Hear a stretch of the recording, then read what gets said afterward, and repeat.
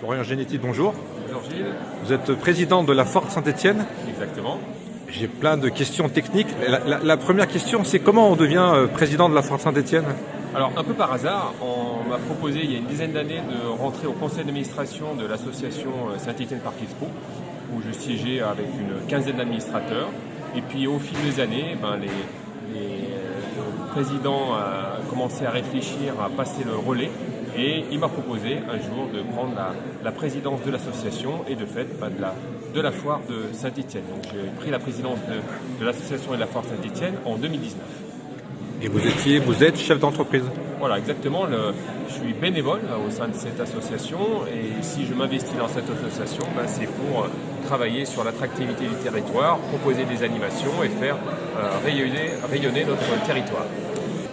Dernière question technique, votre mandat de président, il est pour quelle durée? Ça se renouvelle? Comment ça se passe? Là aussi, il y a des élections, vous êtes là encore pour combien d'années? Comment ça se passe à ce moment-là?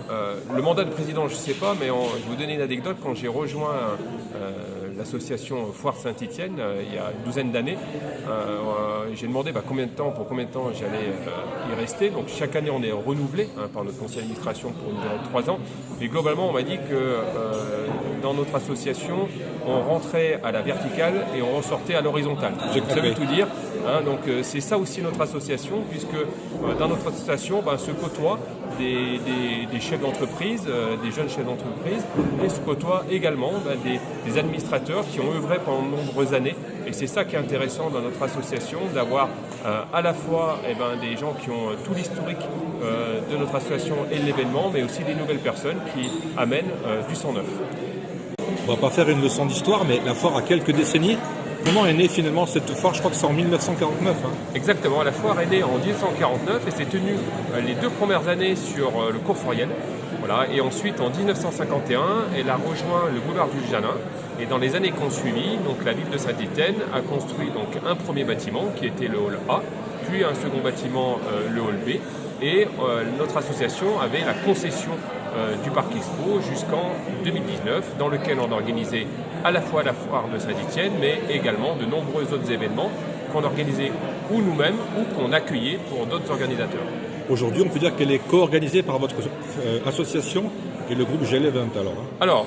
Ce qui s'est passé en 2019, c'est que la ville de Saint-Étienne et Saint-Étienne Métropole a souhaité confier à un seul opérateur le parc d'exposition, le centre des congrès, une salle qui s'appelle la Verrière près du cours Foriel et les espaces réceptifs de la Cité du Design. Donc on a répondu en alliance avec le groupe GL Events à cette délégation de service public au travers d'une société qu'on a créée en commun qui s'appelle Saint-Étienne Événements. Et Saint-Étienne Événements a remporté une délégation de service public pendant 30 ans pour gérer ces équipements. Donc effectivement, aujourd'hui, nous sommes associés avec GL Events et la société qui exploite ces lieux s'appelle Saint-Étienne Événements et elle est présidée par Michael Henry. Alors on va rentrer dans le côté festif. 10 jours de foire du 19 au 29 septembre.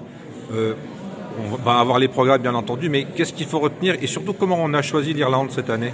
Alors on a choisi l'Irlande pour avoir une thématique pays. Chaque année on prend une thématique pays avec une exposition associée. La nouveauté cette année c'est qu'on aura à la fois une exposition sur l'Irlande, mais également une seconde exposition dans le hall B sur Harry Potter. Alors pourquoi Harry Potter? Quel lien avec l'Irlande? Parce que de nombreuses scènes d'Harry Potter ont été tournées en Irlande. Donc une thématique autour de l'Irlande, des animations autour de l'Irlande, mais aussi bien d'autres animations avec des acteurs locaux. À la base, en 1949, j'ai noté qu'on mettait en avant la foire économique de Saint-Étienne. J'ai l'impression que le mot économique a disparu. Est-ce que c'est plutôt un rendez-vous festif aujourd'hui ou on est toujours là pour faire des affaires? Alors, le slogan cette année, pour mettre en avant ce qu'est la foire aujourd'hui, la foire, c'est s'équiper, donc c'est toujours effectivement venir rencontrer des exposants. C'est se restaurer, puisqu'on a une offre de restauration importante. En complément, cette année, on a une halle gourmande plus une guinguette qui est dans la cour intérieure. Et s'amuser. S'amuser, c'est toutes les animations qu'on retrouve durant la journée, mais aussi 2 nocturnes, le mardi et le vendredi soir. Des nocturnes avec une ambiance DJ autour de notre guinguette, des food trucks et des différentes offres de restauration qui seront proposées lors de cet événement. J'ai noté 250 exposants. Est-ce qu'il vous arrive d'en refuser? Comment ça se passe, la sélection? Alors, en priorité, on propose à des entreprises locales de venir sur notre foire. Les entreprises locales sont en progression puisque cette année, on a 48% des entreprises qui sont issues du département de la Loire contre 44 l'année dernière et 76% des entreprises qui viennent de la région Auvergne-Rhône-Alpes. Donc finalement, il y a juste un petit quart des entreprises qui sont en dehors de notre région puisqu'on sait que nos visiteurs apprécient particulièrement d'avoir des exposants qui sont locaux.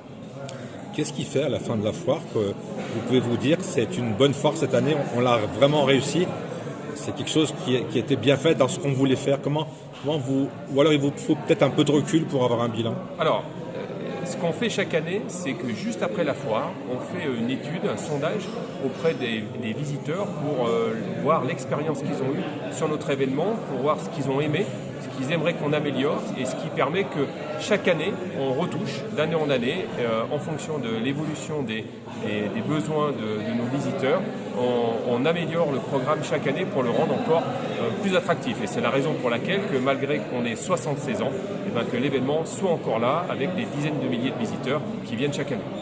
Est-ce que l'Internet vous a fait de la concurrence? Vous avez dû vous réadapter, ou alors finalement un peu toutes les décennies on change un peu le format? Alors, l'Internet, pas vraiment, puisque c'est vraiment une autre façon de consommer, de venir dans une foire. Et puis la foire, aujourd'hui, comme je viens de vous le dire à l'instant, c'est également se restaurer, s'amuser, et on ne se restaure pas. J'ai envie de vous dire, on fait surtout des rencontres. Et voilà, faire des rencontres, se dire à des amis, tiens, on se retrouve pour déjeuner à la foire, ou mardi, ou le deuxième vendredi, on se retrouve pour boire un verre à la nocturne, et avant, on fait un petit tour des stands. Voilà, c'est vraiment un lieu de vie, et ce n'est pas seulement un lieu de consommation. J'ai noté aussi, j'ai noté beaucoup de choses, qu'en général, vous travaillez 12 mois avant une foire. Est-ce qu'on est déjà en train de travailler sur la prochaine? Alors non, on attend vraiment la clôture de l'édition de cette année pour se mettre à l'édition suivante. Pourquoi? Parce que comme je vous le disais également, il faut qu'on écoute à chaque fois les visiteurs pour voir comment ils ont ressenti l'édition et voir qu'est-ce qu'on doit encore améliorer, et qu'on écoute également nos exposants pour comment on peut organiser les espaces pour que ça soit le plus intéressant pour eux d'être fidèles à notre événement. Vous avez parlé de bilan, on a parlé de bilan. Qu'est-ce que les gens finalement, qu'est-ce qui ressort?